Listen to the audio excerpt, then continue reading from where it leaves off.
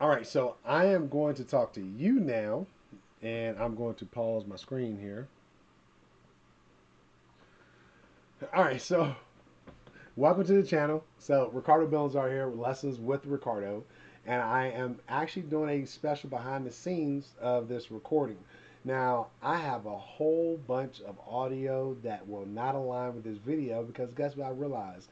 21 minutes, probably 25 minutes into doing this video, I hadn't been recording on this camera, even though I've been talking to you.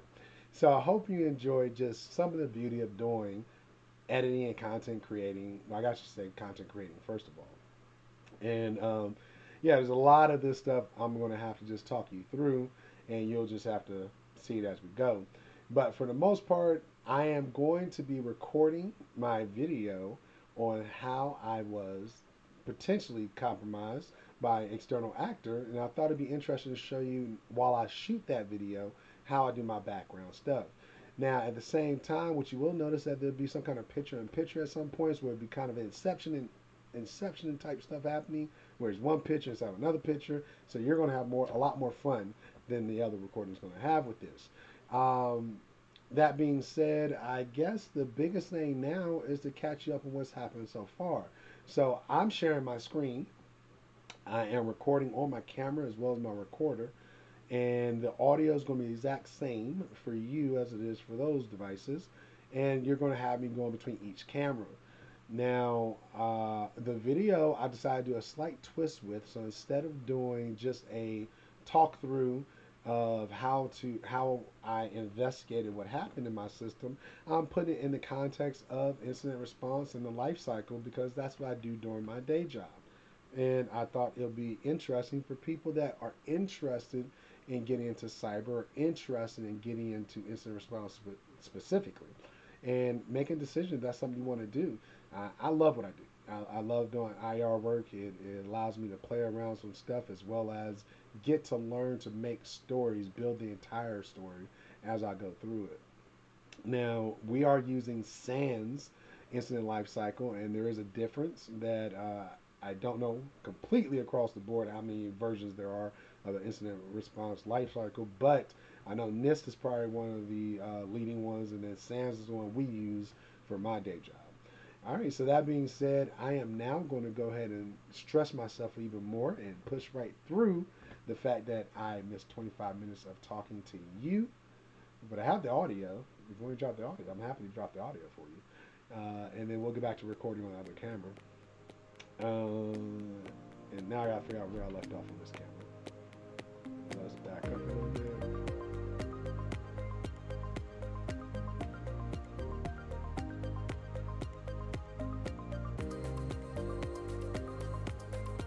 All right, we'll go from here. All right, so yeah, like I was saying, we're going to go ahead and do all of the subnets, and this should be the last subnet, which is the 192.168.7.0/24, and now capture everything. So all internals we are covered now. Let's go ahead and hit the add button, and we'll go from there. All right. So we got that covered now. So we've set up both the malicious IPs and which is IPv4. I do an IPv6 at a later time, and then also we set up the internal IP addressing. So that's done. Excuse me. Apologies. So as a reminder, we are currently in the containment step.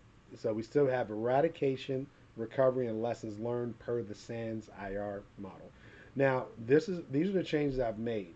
Now, let's go over to the firewall rules, and we're going to add a new firewall. Well, we're going to modify the firewall rule we just made.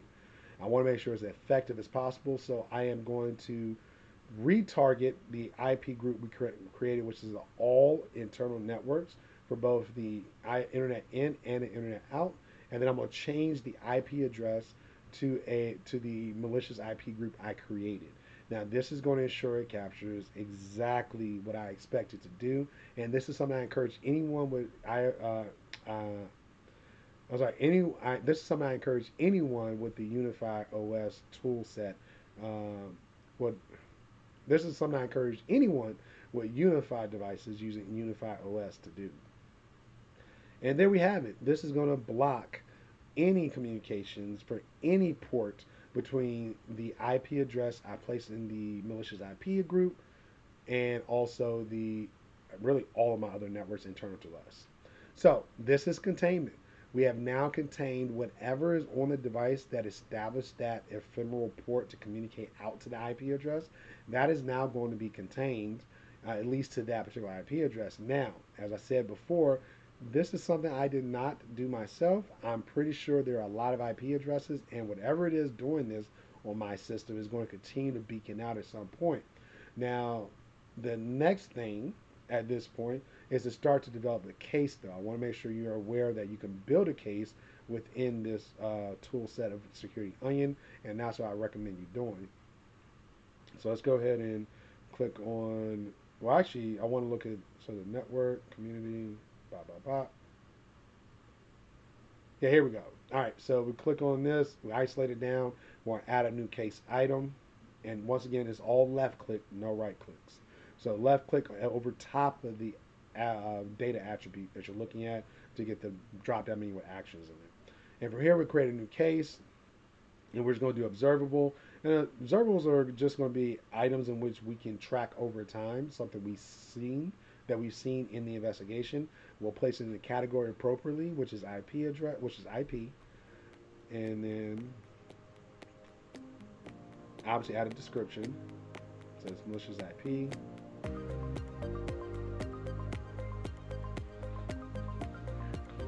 Unsure why.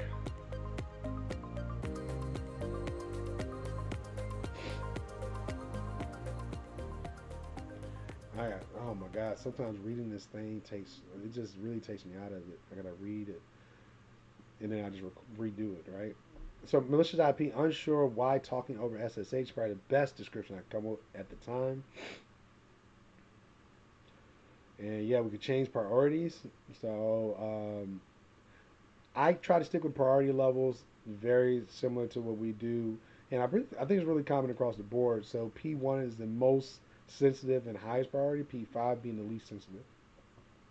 So we'll get a priority of 5 because honestly, I don't know really what it's doing completely, but I have contained it. It is not exactly something I'm worried about. I may need to be, but at this time I don't have any reason to be.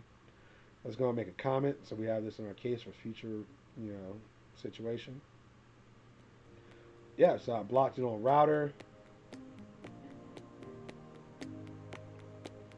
but need to investigate which process is trying to reach this IP and why. There we go. I like that note. I think that note captures everything. Good comment to make. And I will definitely be reminded when I look at this later in my cases. Now, what I haven't learned how to do is add an event. I have no idea how to do that yet. I don't know why that is so difficult. I feel like the option to add to case should come with the option of adding event within Security Onion's interface because I clicked on the event to get to that, right? So I don't know why I can't add the event.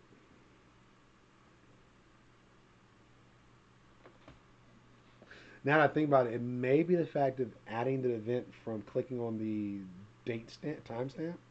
That might allow me to add the entire event. Or I have to maybe find where event, one of the data, I guess indices, not indices, but one of the data attributes containing event. Maybe I could do it that way. But it's just a thought for right now.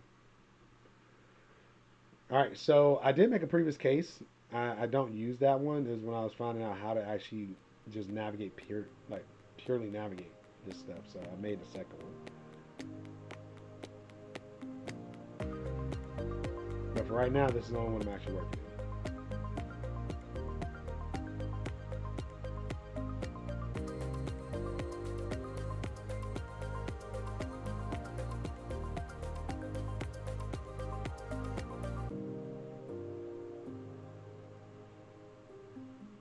All right, so let's go do a brief summary of the case. Now, I did this IP address, but I probably should have done something a little more broad, maybe like SSHD, unknown IP, instead of using the actual IP address. Something to keep in mind.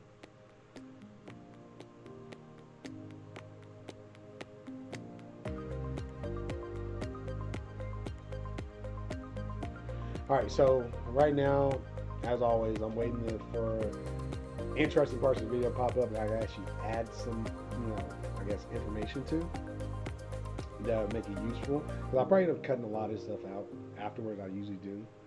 I cut a lot of pre-recording because it's 27 minutes. No one wants to watch a 27-minute video. Uh, you know, people say good content. You watch it. I'm hoping it's good content, but I never know. Now this is interesting. This is one thing. Dang, how did I even pull this up? Let me see. So I had an IP address.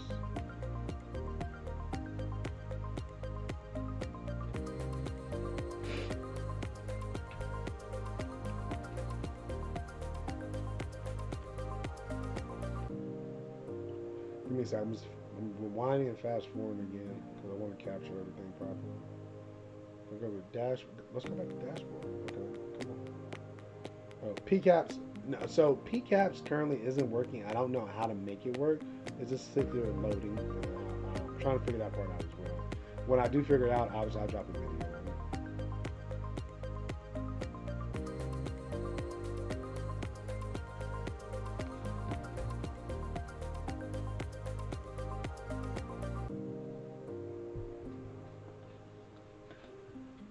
All right, so this was interesting.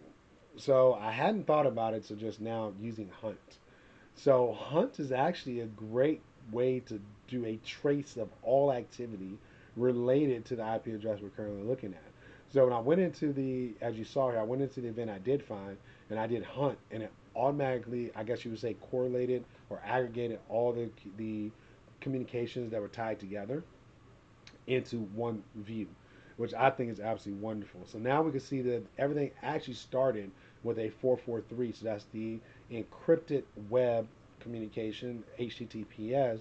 So at some point, my machine reached out over the web to this IP address using HTTPS, which I believe the malicious software or application on my machine is doing that part of it. It makes a call to that to the endpoint external to my network, and then that then calls back what returns a response that instructs the local malicious software I have on how to communicate, I guess, create the ephemeral report, and then allow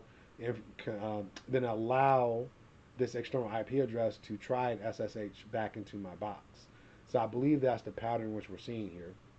Now, I haven't dug completely into each of these logs, but this is a good stepping point for me in investigating and continuing to investigate what else may need to be contained. Now, eradication is what we can count as blocking over the actual firewall itself within the router because it does stop the communication, but it's not really eradicated, at least in my book, until I get rid of the malicious software that are doing these actual communications out to the rest of the world. Because even though I'm blocking the activity at the firewall, that's only a post active. I mean, I guess that's only after it's already made that communication, right? It's already established a new ephemeral port. It's already established a new IP address to attack from, and it does, port 22. Now, I will just go and give you a little bit of a spoiler. I did also reset my password for root, and I also disabled the ability for root to SSH well, I guess, establish a remote SSH connection shell. So that's why I do count this as eradicated from that point of view. The risk has been removed per se, unless that malicious software is actually resetting my password, which I know it's not, because I do periodically use the password, and it does not see that password, it sees the hash. Now, whether or not the bad guy is getting a copy of the hash, I won't know until I get a proxy set up, a SSH proxy, as well as a regular network proxy, internet proxy. All right, so we're going to add a few more components here to our case.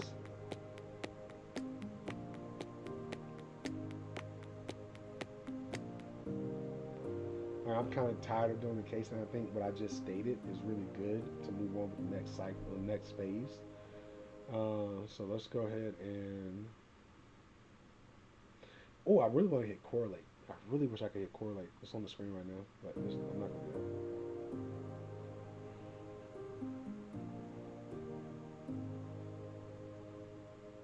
it. All right, so it's loading.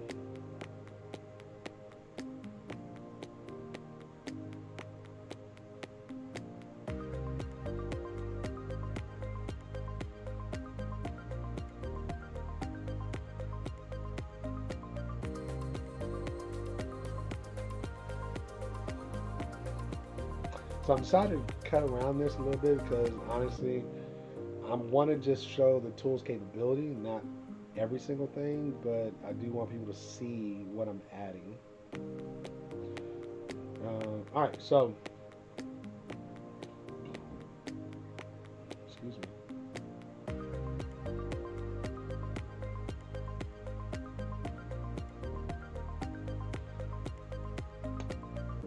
All right, so I did capture as additional observable.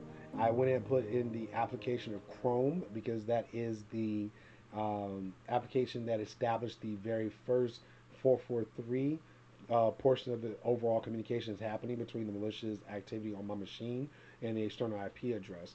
So that's a part of my entire case. Now, this is where I kind of pivot and look into WASA because I wanted to first see does WASA even capture the same data? And this is kind of where in my last video you'll understand why I said WASA doesn't really do all of the things I expect the SIM to do. Because here I realized that I couldn't look for IP addresses external to my network, really looking at internet traffic. But what I did find is the SCA.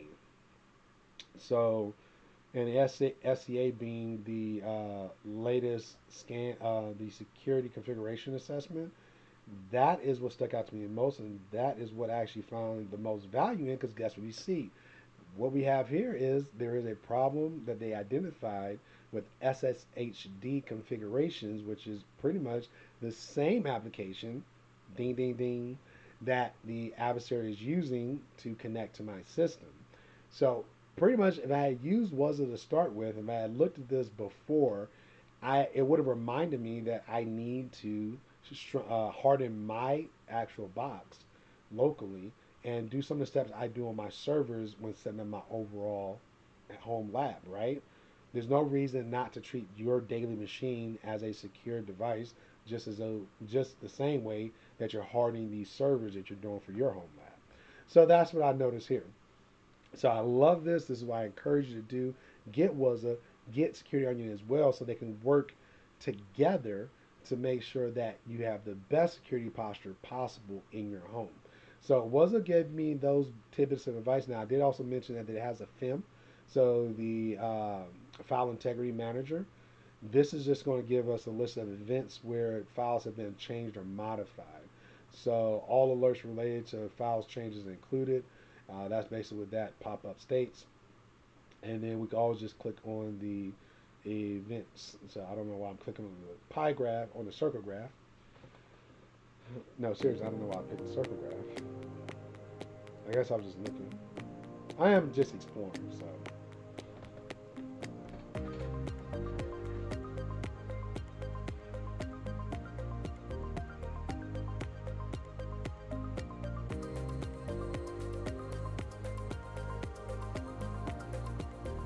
What am I doing? Oh, here I'm trying to find where the authentication steps happen. Man, was it really does a really good job. I mean, they track attaching devices. I mean, this is something that I absolutely love, right? And yes, I do use Clam AV antivirus. It is a free and open source antivirus. If you want it, please download it. But like any antivirus, you can't put stake your whole life on it. It's just a helper, a tool.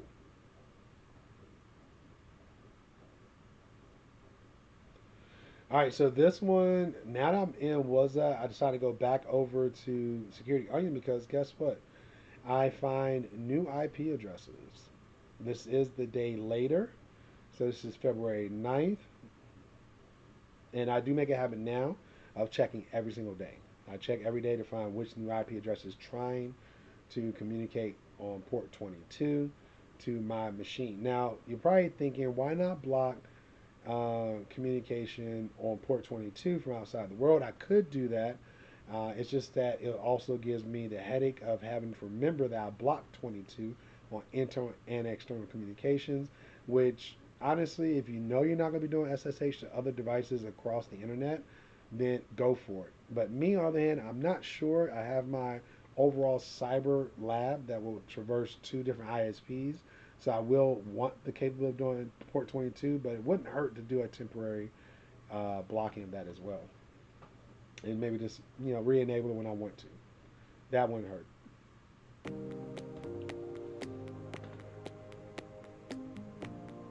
Oh,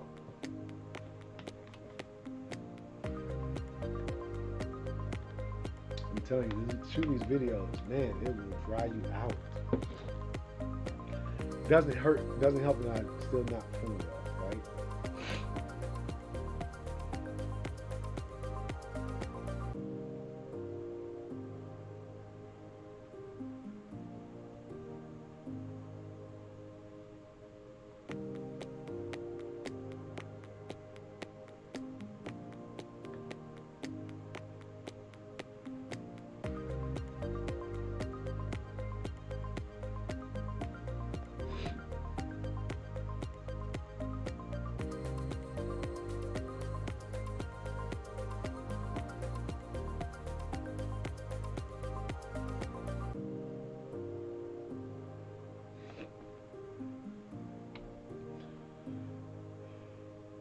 All right, so there you have it, everyone. I appreciate you walking through the review of the logs from Security Onion and Waza. I hope you're starting to see the value in having this set up. And honestly, it was so cool. It sounds horrible to say so, but it was so cool to see this happen, right? I expected to use the sim in choreographed or organized stuff I put together. Not ever did I imagine the fact that I would notice and find where I'm already weak and already potentially exposed or exploited by another entity. And yes, I should be way more frightened than I am now. At least I should be going to lengths and measures to make sure I understand what's happening. And I'm getting there. I'm getting there. It takes time when you have a family, you have a full time job, you're doing these recordings for everyone. It takes time to get there, but we are going to get there. I want to capture as much as I can to share with you all, and hopefully, this really, if nothing else, ignites that fire within you, so that you understand that this is real stuff that can really help you not only improve your possibilities with employment opportunities in the future, but also just make you safer and really make you understand and help you understand that it's not just businesses that need to be careful and need to be, prepared. It's all of us. If you are connected to the web, if you're connected to a network where other people can access information, which is pretty much everyone, if you're watching this video, you need to have this type of stuff. And I hope this goes to show you that. Now, I don't want to forget the rest of the life cycle, right? So we covered up until containment. Possibly some of it can be considered eradication. But uh, I will say that recovery is definitely not in the works now. Recovery is where you establish normal operations. That means that hopefully I get to a point where I'm not blocking more IP addresses, I'm not getting more beaconings coming out, and I'm operating as though nothing has happened. Other than what takes to our last point, what I decide to implement as a new process, a new step in how I do my security because of what we call lessons learned, which is a post activity. So those are pretty much it. Those are the phases of incident response per SANS. NIST will list them differently, but it's all the same concept. We prepare for active actions and malicious activity before they happen. Okay, we identify what we need, we identify when it happens, we detect on it, and then we respond by containing. Okay, we got to contain the threats and really reduce our risks, whatever that takes. And after we contain, we want to make sure we're eradicating what we found. So the triaging is very important. The containment steps are important to make sure you can eradicate properly, because if you contain too early and contain without knowing the full breadth of the exploit or the compromise, you are risking the fact of missing some of the things that need to be taken out. But once you get to eradication, you then want to recover. You then want to give a breath of a sigh of relief, right? You want to make sure that you and those involved know that it has been taken care of with the appropriate measures, and then after that, you take a moment to think about how can you make sure it does not happen again with your lessons learned, and you apply those lessons learned, and you go back and you evaluate what you've done with your lessons learned. So that's it, y'all. So I hope you all enjoyed the video. I hope you are really worried for me, and that I'm hoping you send them in comments on how to, dig into my Linux box and dig into what this malicious software may be. If you're really into this, I'm happy to do a live session where we can just engage on this together and dig through my box. I am open. I do not know everything. I'm not perfect at this. I just love what I do, right? And I love showing it to you all. So if you like this video, please make sure you subscribe, you comment, you share, and you like it. And also stay tuned. Our next video is going to be a continuation of building out our home lab, which I think the next best step is going to be doing our DNS. The reason why doing a DNS server is so important is because I want to get into DOH, because we're serious about privacy here. I also want to make sure that we get our reverse proxy set up, and all that requires us to have the appropriate domains to go through those steps, and that will feed into everything else we do, making sure it's all reachable from wherever we want to have it accessible from, right? Whether it be over the web or just internal, that DNS is critical to do the rest of the steps that we have. The rest of the steps that we have. All right, so that being said, thank you all for tuning in. We'll catch you on the next video. All right, so thank you for that, and I appreciate you. We'll catch you in the next video. Take care. We'll continue the journey together. Bye. Woo.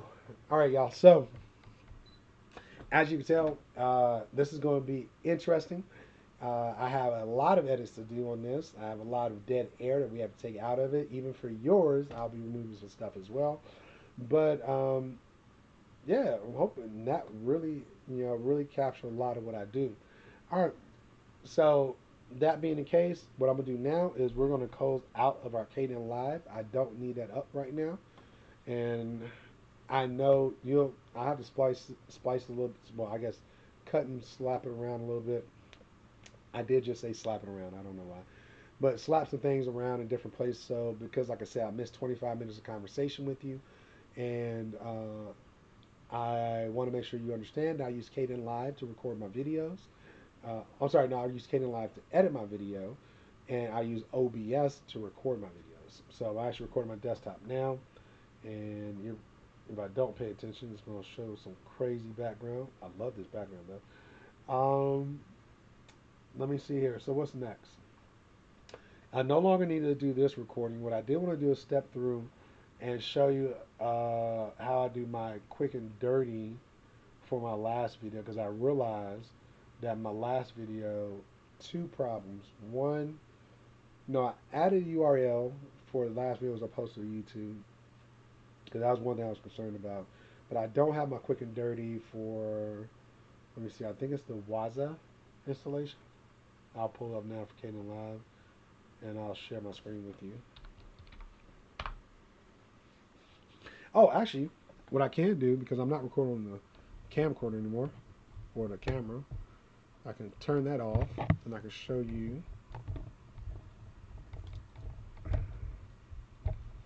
well, I have this, right? I leave on my desktop, which takes up a lot of room. Wasn't expecting. So this is the Canon GX7. I think this is the Mark II. So do not buy this camera if you want to record videos on YouTube. I read an article that said it was a top buy. They recommend it. I like the video quality. What I don't like is the fact that the expensive external mic I purchased, there's not a port for that on this camera anywhere. There are some videos I think talk about how to hodgepodge it and hack it together. But honestly, I had a recorder sitting around, just rather do it that way. And this battery gets hot, but jeez. Another thing I don't like about this particular camera is that the recording time is only 30 minutes at a time, which I don't know is bad or not, but it annoys me. It's that little last little ding you heard, whatever it sounded like for your end of things. That is the camera stopping the recording. All right, so setting this to the side, I took the battery out so I can recharge it. This is the card. I use my USB, micro USB for this. And let's go ahead and save this to my videos.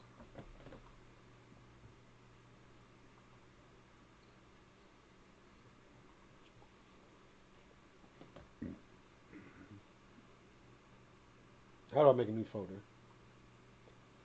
So there's new tab, new folder. So day 15. Do not ask me why I have day 15 because honestly, is more than day 15 on here. But that's what I have. So, new window. And this is going to be a very heavy file. So I got these 3 videos I have to get. So let's go ahead and drag these over.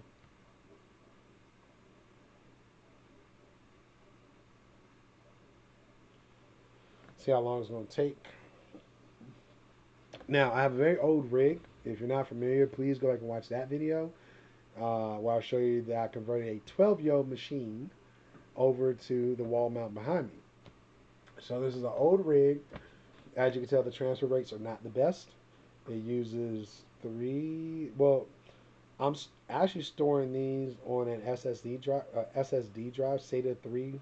No, I think 6. I can't remember which SATA version it is, but it's a SATA drive, SSD with SATA connection, and I'm just copy over. But as you see here, the transfer rate, I'm getting maybe 30 megabytes per second, so it's not the best. Now, it also could just be the SD card. It probably is that's the case, right? Because you always got to consider the transfer rate from the source and the read-write capability of the destination. So, since I'm going to an SSD drive, I would assume the source is the issue here with how fast it can read and write. That's my assumption. If I'm wrong, I really don't care. But it writes, it saves, right? All right, so while that's happening, I am going to throw my Caden Live up here. And we are going to do was a base file. This should be what I just cut and spliced together. Yeah, I got a lot of entries on here.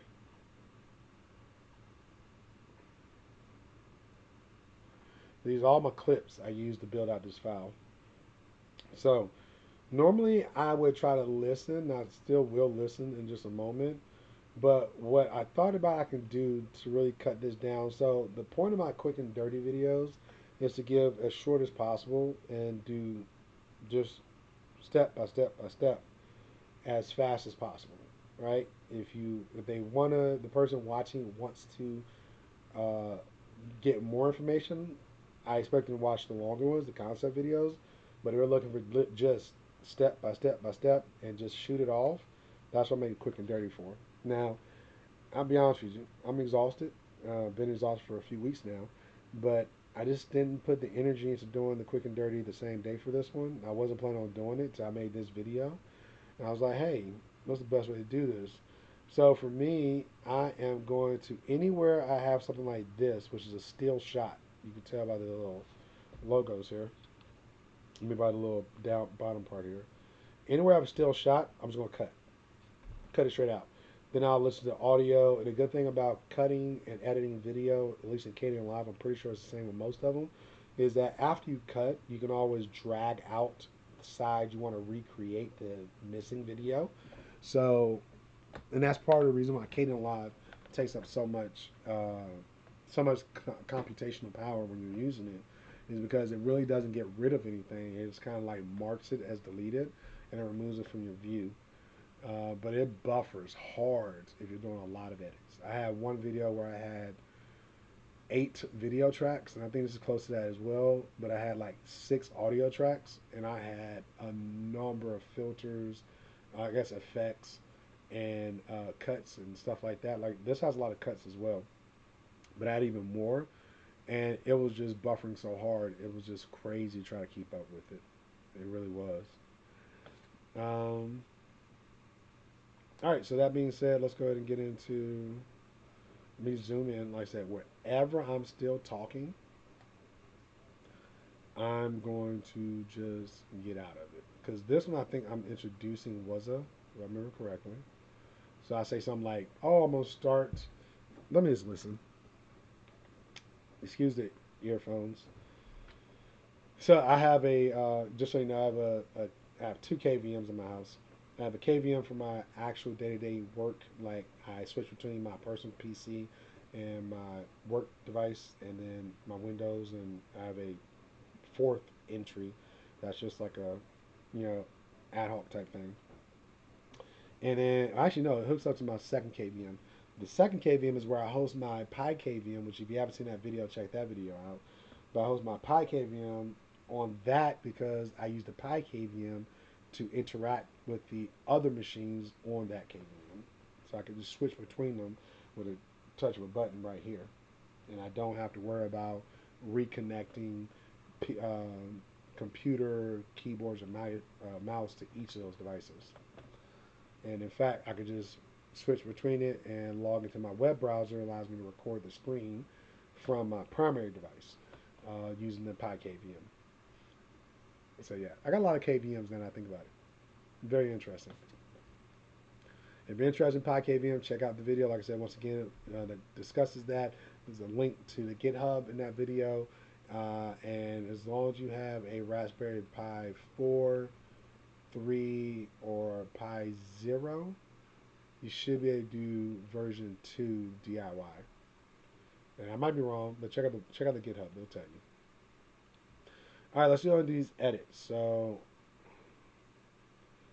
I am going to pretty much just cut. I don't need any of this. This is all the talking. Don't need the talking part. So I'm going to do the intro.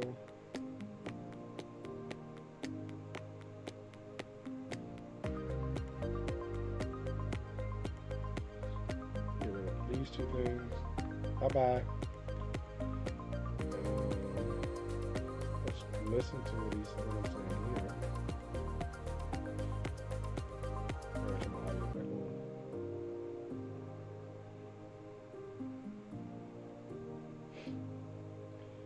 Alright, if you can tell, this thing right here is buffering.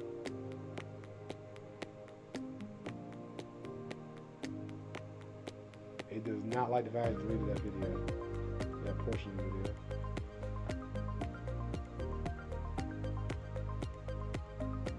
Yep, still talking.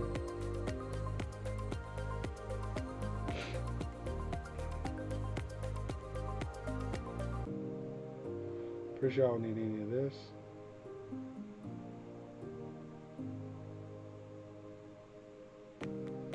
This is where I start to install it, I'm pretty sure. So let's see.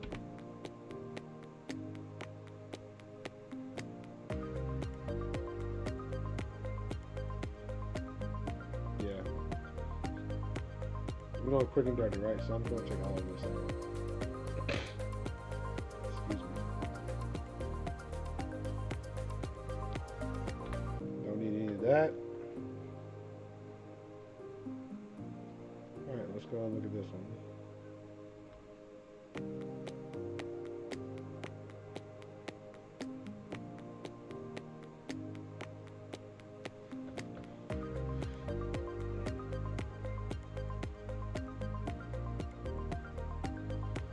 I think I'm gonna add some music for the times I'm not talking, because honestly, I don't think there's much to say here. Maybe you enjoy the music. So.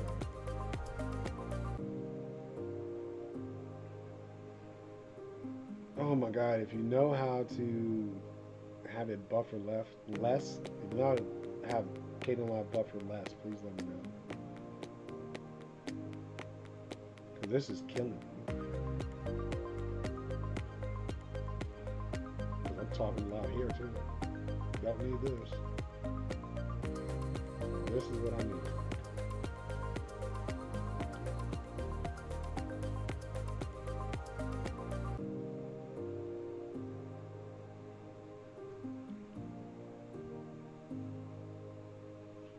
Okay, so I'm going to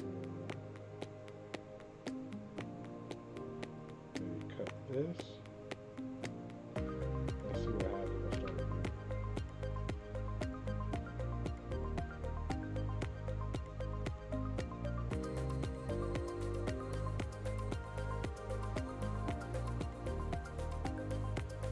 I'll just leave it out there. Because I just thought about kind of need the introduction to all this. So it makes no sense to cut it off and start from there. So I'll just leave that alone.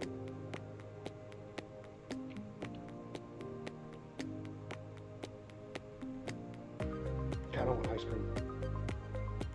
Get some ice cream.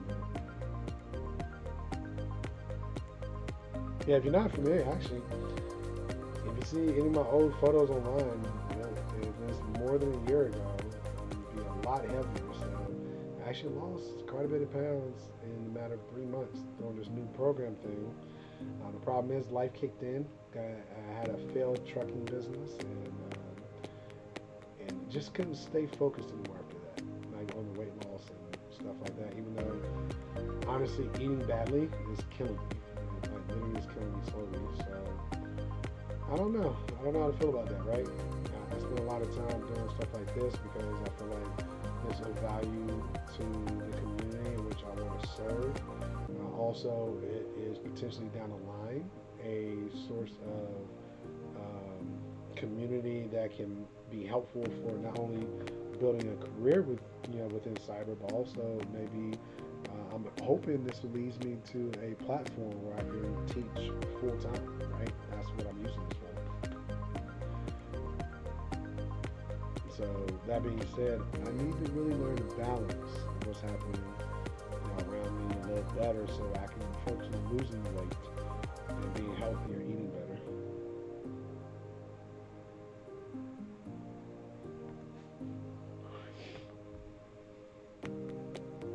Oh, this is definitely not related. I could cut this out completely.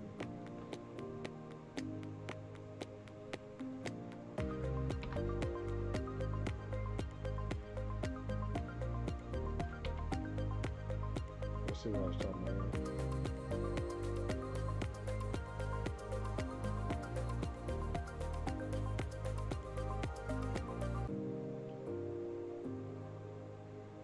I'm making a snippet real quick. I'm listening, sorry.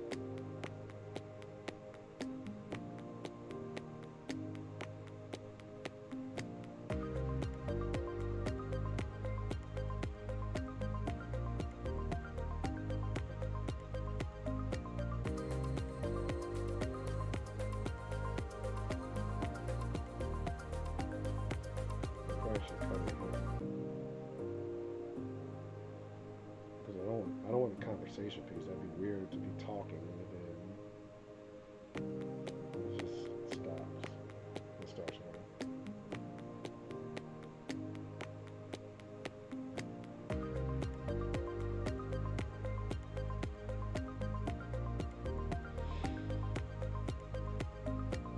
Oh, where's the camera password?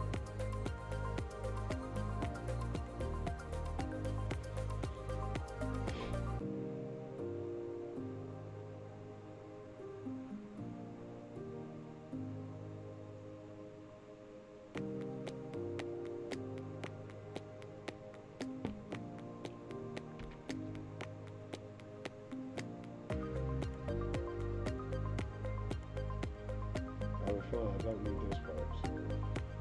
Oh.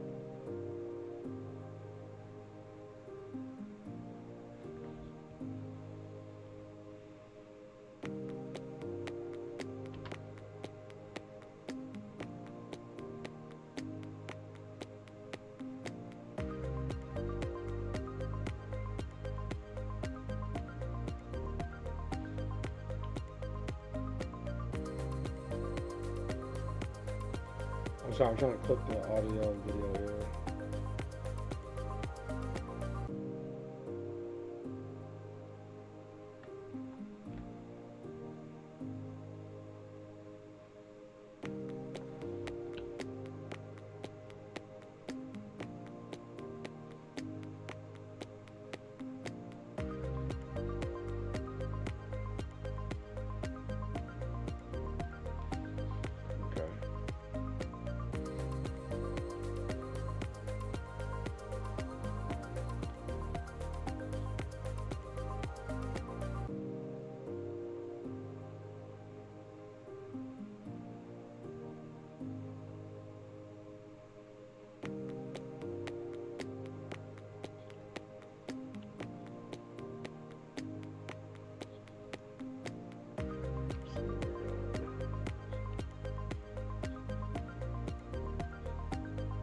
Alright, so far we're under 2 minutes.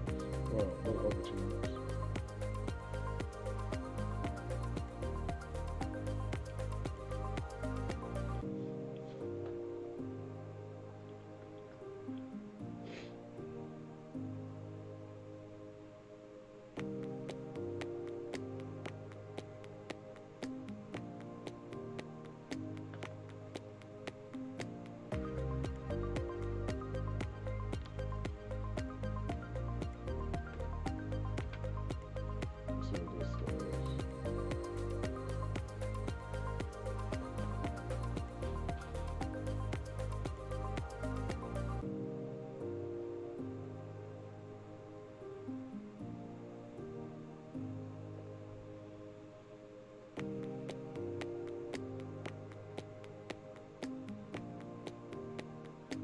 Wow, if I've already finished the installation this far into it, I wonder why it's so long.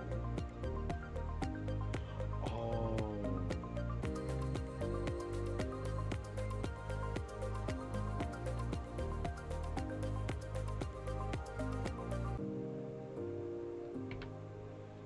So that's me complaining about it. Alright, so what else did I have on here? Oh, we got some agents, that's what it is.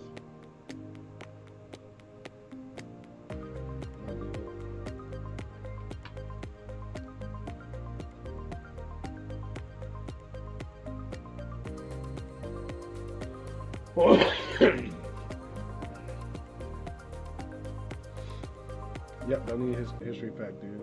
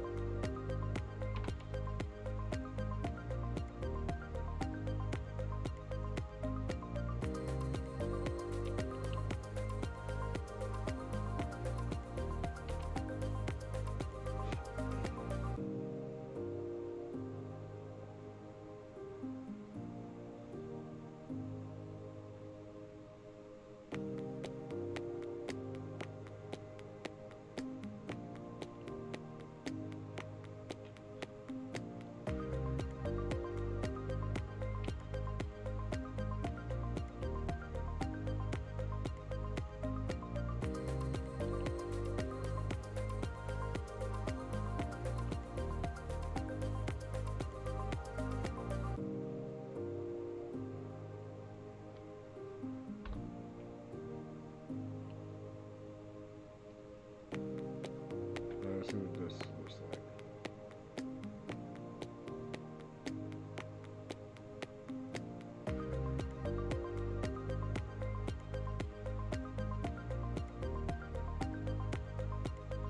That's worth keeping.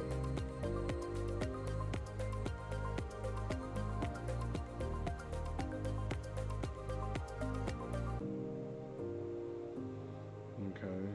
This walk, we're talking about how to fill out the form for an agent. I think that's valid.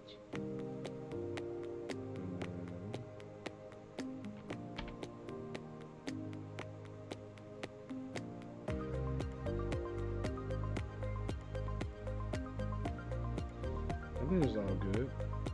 walks me through installing the agent and then how to fix issues if you get it. So I think that's worth having for quick and dirty. Okay.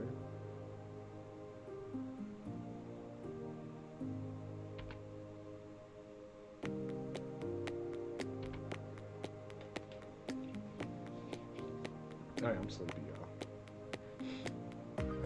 Definitely ready for bed.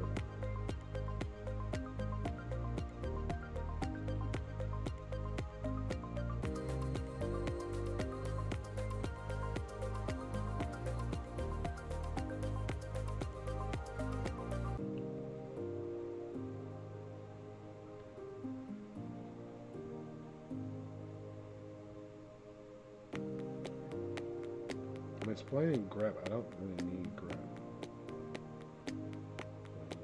Maybe it's here.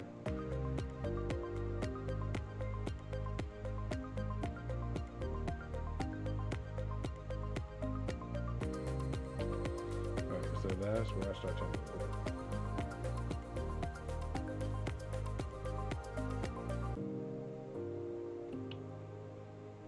So I can cut this.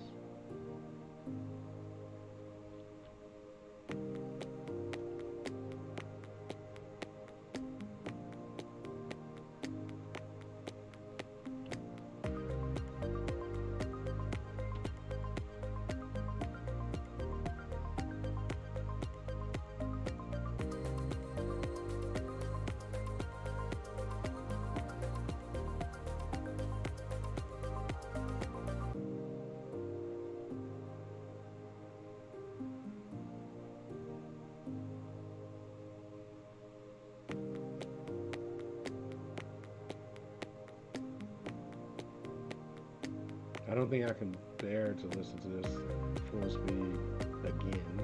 I think what I'll end up doing is rendering the video and then seeing if I need to edit anything afterwards for that frame points I see here.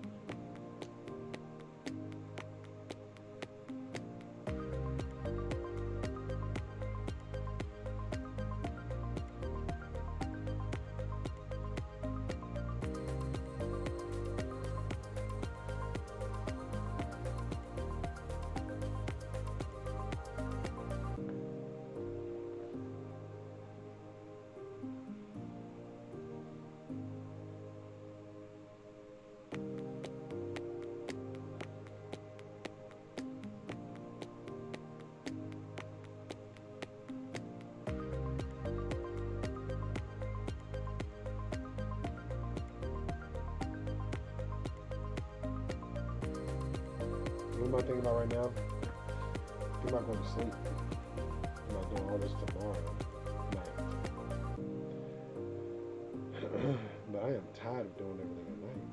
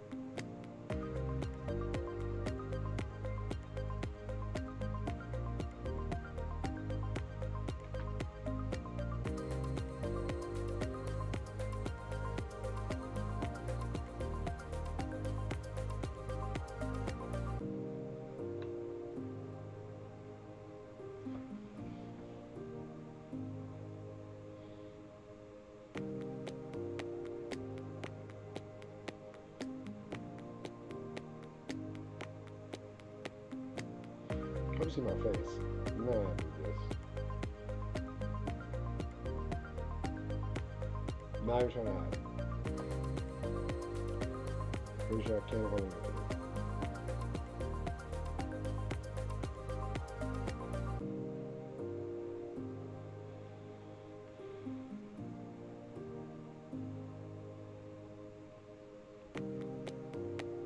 What up? Talking. Yeah. That's all I hear.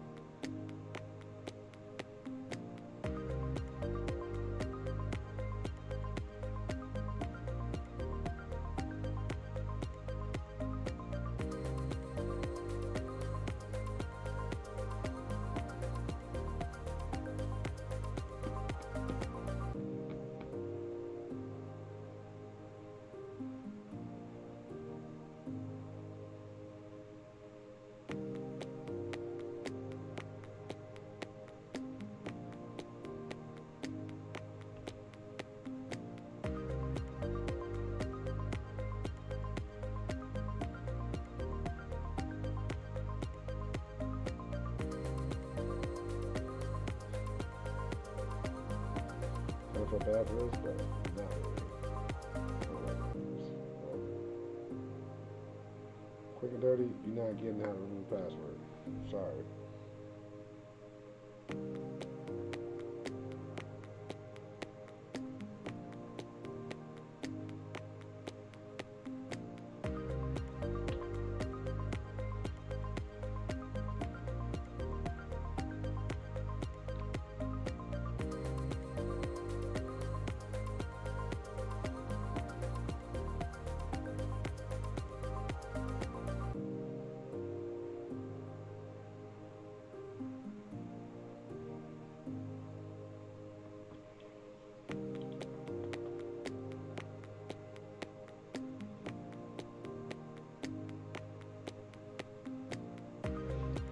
I might change mine later.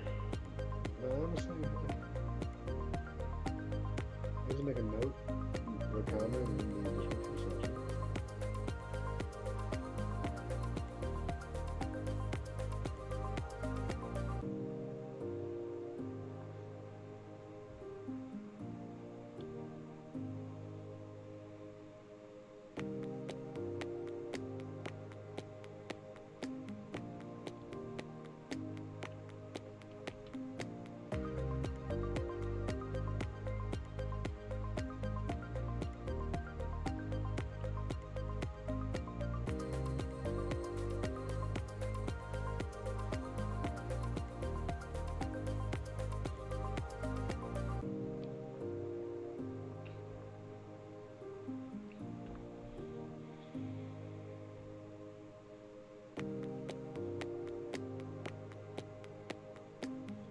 Alright, here's my last edits I'm making to this one. I'm just cutting out, evening up everything. Alright, let's zoom back out.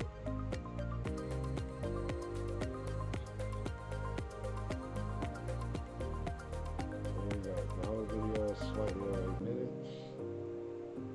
It has all the bells and whistles. So I think I'm good with cutting this and seeing if this was good enough. When they say don't let good be the enemy of good enough, but perfect be the enemy of good enough.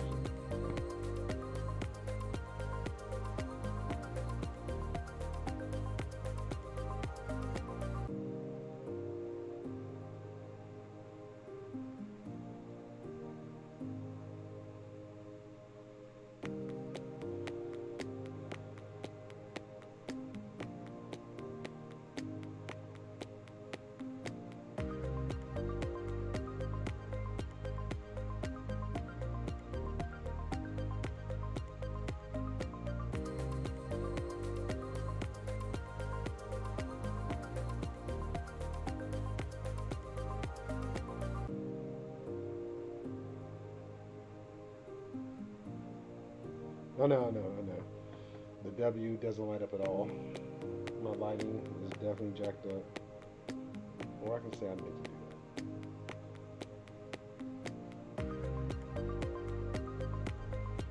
that. Alright, good. Good enough.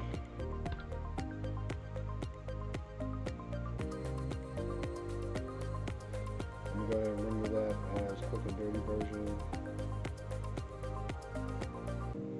Get off my screen. Alright. No. Why did you do that? Stop doing that. I want you on this screen. Okay. Project. Render. And we're going to do MP4. Base file. QB for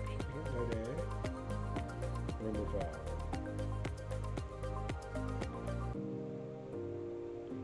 Let's see how long it's going to take to do an 8-minute video. I think the 27-minute video took about 45 minutes. I think it's because of all the edits and cuts. This one should take about 20 minutes, I think, to finish. And while it's doing that, what I will do is I will go ahead and open up my GIMP and modify the thumbnail for this one. Do my quick and dirty thumbnails.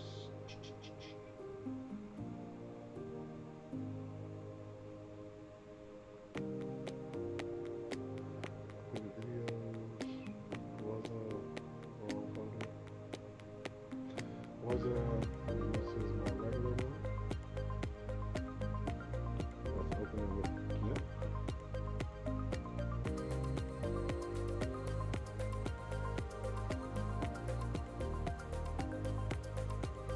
Alright, so if you're not familiar with GIMP, it is pretty much a free version of Photoshop. People that like Photoshop will tell me to stop lying to you, but does what I need. I don't have to have all the bells and whistles. So let's see how we're going to dirty this up. Let's dirty this up a lot. So I am going to get my slime from my downloaded video from pictures. I'll bring in one of my slime splatters. I want to do. I just really wanted to use this one. That's not, so I'm gonna use this one. Should pop up here in the tab. Yeah. So this is one of my slime. I want to put this in the binocular lenses. So I'm gonna do that twice. And then how are we gonna dirty up? Let's see. I want to dirty. Let's get dirty with this one.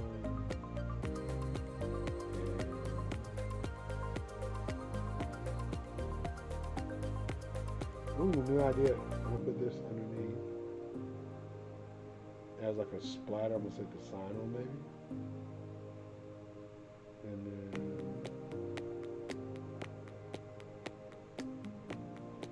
let's go with my Old Faithful off the top bar. Open this one. Alright, so basically all I do here is I click on my magic tool.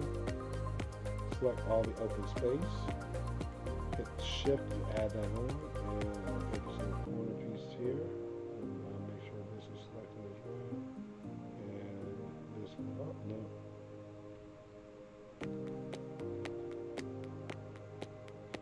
Alright, so now I do right click, I am going to invert, so now I have just the slime selected, and I go over to my thumbnail, paste it, look at that. Now the slime is there. I think I'll put it like right here.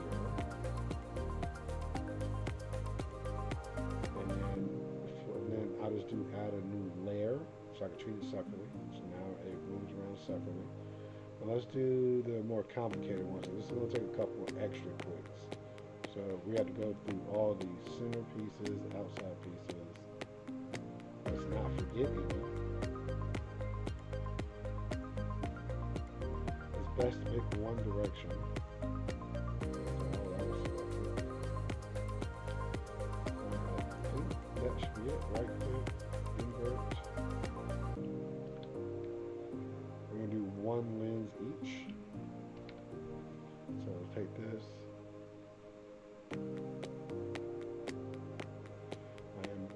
here, scale it down.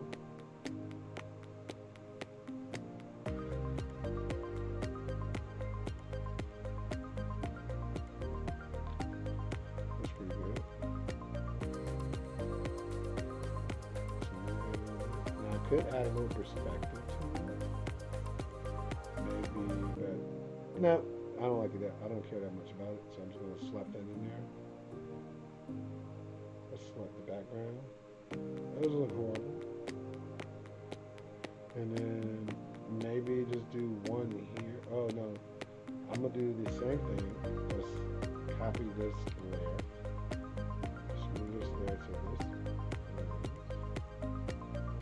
And this one I'm gonna do perspective.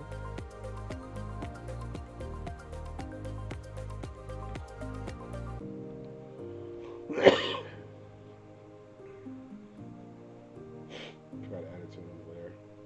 Now I can move it over. Alright, now I can do perspective.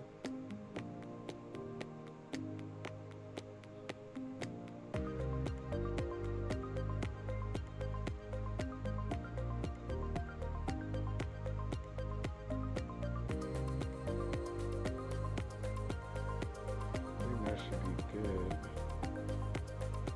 And then resize it. So transform this. And let's do slightly smaller than the other one. Let me zoom in while I do this.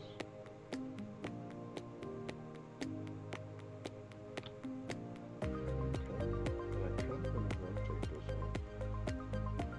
I don't know why. But sometimes I rotate it.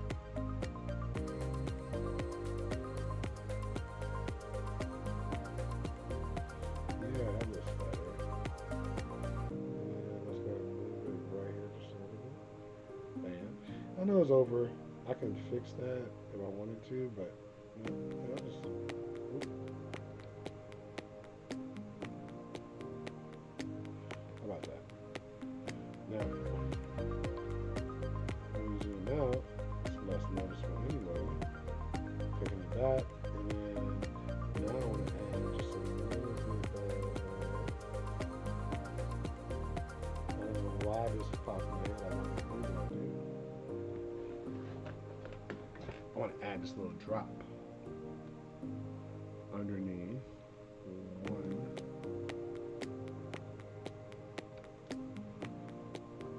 of the lenses in there.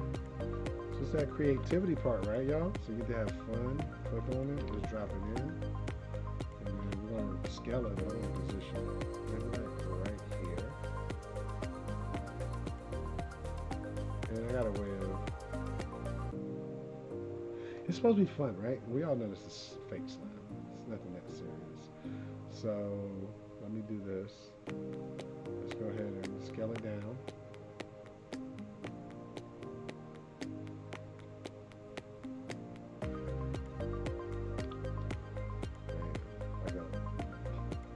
Like a lens snap. I don't know why, but I just think my lens snap for this one. And then what I'm going to do is add this to a layer.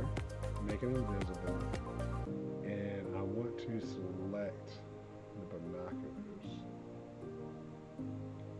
That's good.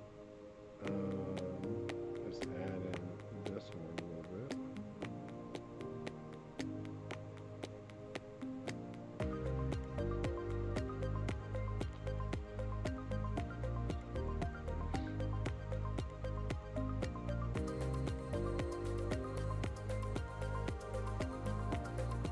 The reason why it's so important for me to do this part and to get this part in here is because I really want to cut out this space on the slime. I want to make sure it's cut properly. So what I'm going to do, I'm selecting the image on the background, but the cool thing about selection is it stays with you. It stays with the different layers you select, which means I can go to another layer and use that same portion to delete stuff, to erase or change, modify, however I want to do it. So now if I do this, select this, I can now erase. Getting the right tool, right brush, or a hard circle. Look at that. Okay, I know it's not everything. I'm going to deselect. None. And then I'm going to erase this part of it. Okay. And then move it up just a smidge. Gotcha. And get rid of some of these loose specks. There we go. We come back a little bit. Look at that. Not perfect, but it's something. Alright, and then I have this. I don't remember where I wanted to put this, but let's find somewhere. So I have this. Invert.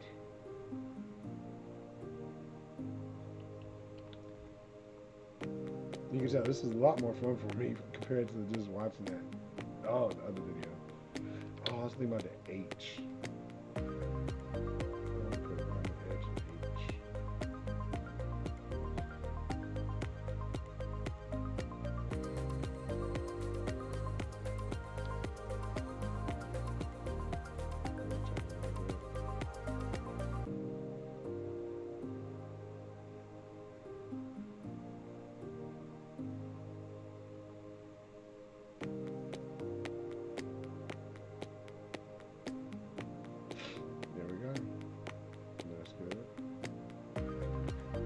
And then we're going to do a little circle. This one's going to get a little distorted because I want to capture. So I want to capture this like a puddle. I'm thinking about like a puddle under the sign here. And I always put quick and dirty in the biggest open space. So I'm going to take this, scale it up. Hope it's not too distorted. I'll drag off screen a little bit.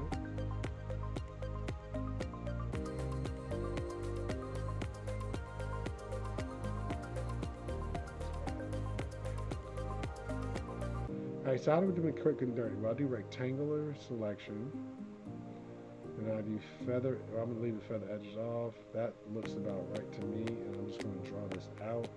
Now I want this to be, it typically goes green. For some reason I'm thinking about red today. Let's go with red. I think I got enough dark colors. I need something that stands out. So we're going to go ahead and paint bucket that.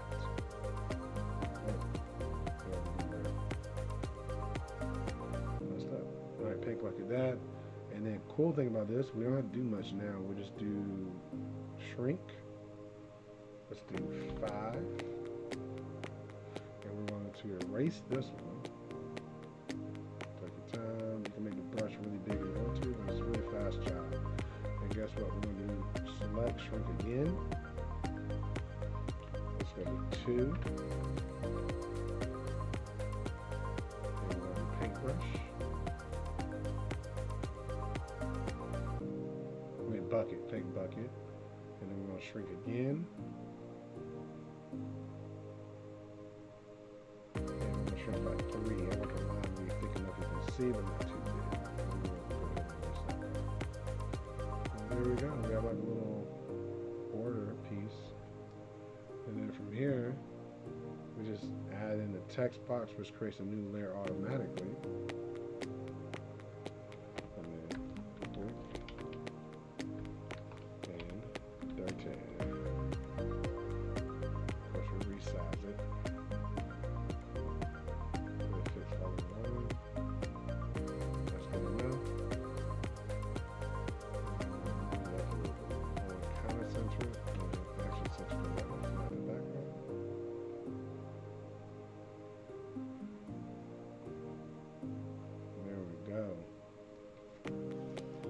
Alright, so what I'll do is add some green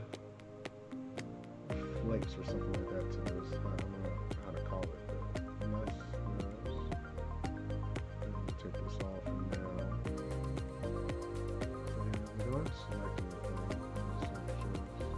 Well, actually, no, we do. We need to select none. I want to make sure it's only. Oh, no, that's not what I want. There we go. Only the two rings that get it. I'm gonna pick the paintbrush tool. I'm gonna paint it with the green. It's gonna really messed up and crazy looking, but hey, just trying something new.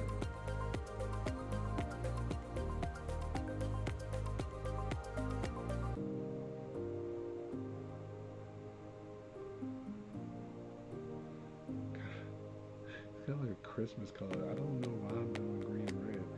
It's nowhere near Christmas time. Dude, get your life together. Alright, select none. Let's see what it actually looks like. I don't think it looks back there. No, well, very interesting. Alright, quick and dirty now. Let's put that back on. And we're going to select the text. Let's take our time doing this.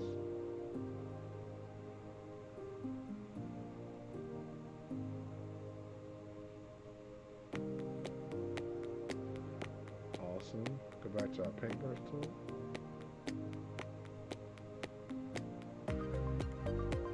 Or airbrush.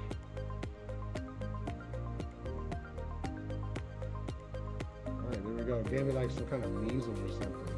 Alright, that's something, I don't know why I'm thinking of measles, but yeah, I think it's like something like a measles or something. Alright, cool. So none. There we have it. Our quick and dirty thumbnail. So we're going to save this as export as for the same folder. It is clear Waza and quick and dirty. CD and select type just to make sure it's the right one. Export. Export.